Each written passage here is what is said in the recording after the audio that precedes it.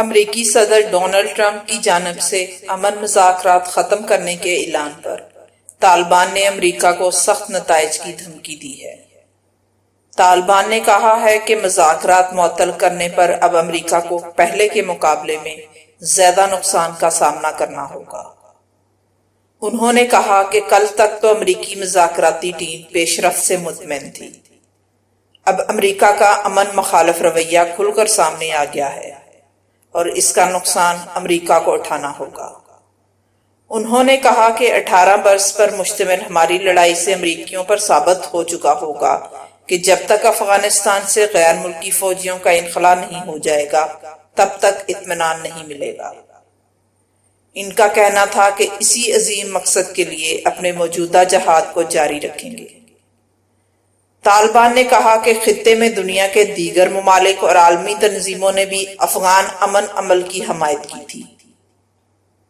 ادھر امریکی وزیر خارجہ مائک پومپیو نے کہا ہے کہ افغان طالبان سے مذاکرات گہرے اختلافات کے باعث منسوخ ہوئے۔ امریکی میڈیا سے بات کرتے ہوئے انہوں نے کہا کہ امریکہ ابھی بھی طالبان کے ساتھ امن معاہدہ چاہتا ہے۔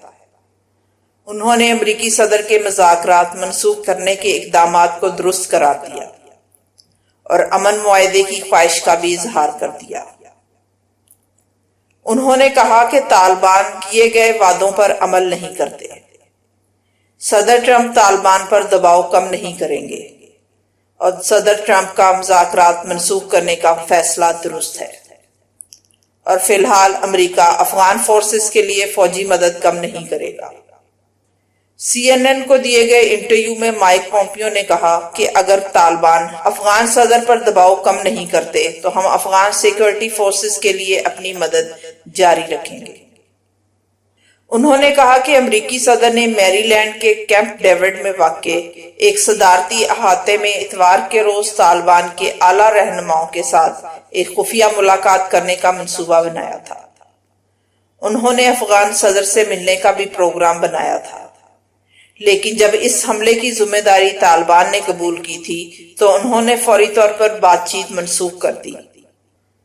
کابل کے نواحی علاقے میں کار بم دھماکہ ہوا تھا جس میں کم از کم 10 افراد ہلاک اور 42 زخمی ہوئے تھے، جن میں ایک امریکی فوجی بھی مارا گیا تھا۔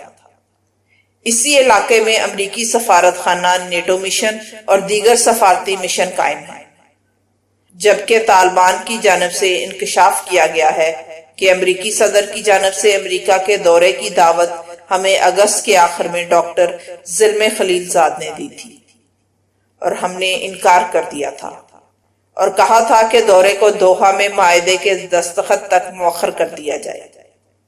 اس سے قبل امریکی صدر نے کہا تھا کہ یہ بات شاید کسی کو بھی معلوم نہیں کہ طالبان کے اہم رہنما اور افغان صدر مجھ سے ڈیوڈ کیمپ میں علیحدہ علیحدہ خفیہ ملاقات کرنے والے تھے۔ امریکی اخبار نیو یارک ٹائمز نے دعویٰ کیا ہے کہ امریکی حکام ٹرمپ کی طالبان وفد سے ملاقات سے قبل معاہدے کو فائنل کرنا چاہتے تھے۔ طالبان نے معاہدہ طے پانے سے پہلے افغان حکومت سے براہ راست مذاکرات سے انکار کیا۔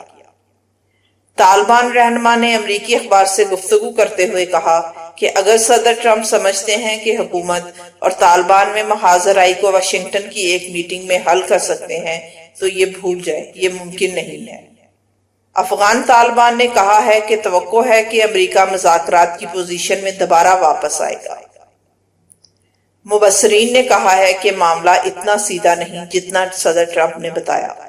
امریکہ اور طالبان کے درمیان مذاکرات کو قریب سے دیکھنے والے مبصرین صدر ٹرمپ کی جانب سے پیش کیے جانے والے جواز کے قائل ہیں کہ صرف ایک امریکی فوج کی ہلاکت پر انہوں نے طالبان کے ساتھ مذاکرات منسوخ کرنے کا اعلان کیا۔ ان کا کہنا ہے کہ اس کے پیچھے امریکی سیاست میں وہ متحرک لابی ہے جو امریکہ اور طالبان کے درمیان ہونے والے امن معاہدے کے خلاف ہے اور سمجھتی ہے کہ اس معاہدے کے بعد بھی افغانستان میں امن ممکن نہیں۔ ان کے نزدیک یہ معاہدہ طالبان کے سامنے گھٹنے ٹیکنے کے مترادف ہے۔ کابل میں مقیم تجزیہ کار نجیب سمجھتے ہیں کہ امریکہ اور طالبان کے درمیان امن مذاکرات میں امریکیوں، طالبان اور افغان حکومت تینوں میں امن معاہدے کے حوالے سے ابہام پایا جا رہا تھا اور کسی بھی فریق کو اس معاہدے پر یقین نہیں تھا۔ انہوں نے کہا کہ امریکہ میں پینٹاگون، وائٹ ہاؤس، CIA اور کانگریس کے بعض ارکان کو بھی تشویش تھی۔ افغان حکومت اور افغانستان کے عوام کو بھی خدشات تھے کہ پردے کے پیچھے کیا چل رہا ہے۔ طالبان کے بڑھتے ہوئے حملوں کو دیکھ کر تو ایسا لگ رہا تھا کہ ان کی سیاسی قیادت اور جنگجوؤں کے درمیان امن معاہدے پر اتفاق نہیں تھا۔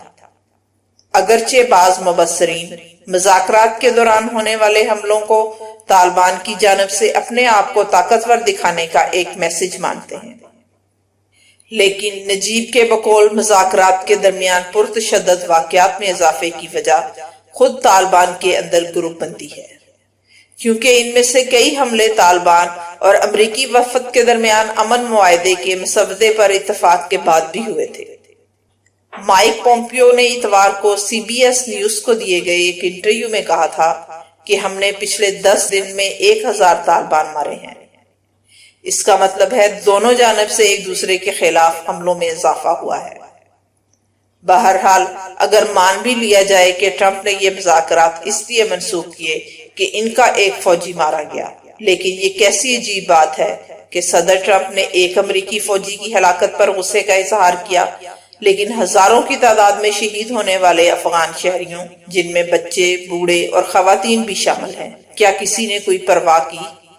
اب امریکہ کو افغانستان سے نکلنا بھی ہے تو طالبان کی شرائط پر، ورنہ افغان بچوں اور بوڑھوں کی قبروں کے نزدیک طالبان کے پاس بہت جگہ ہے امریکی فوجیوں کے لیے بھی۔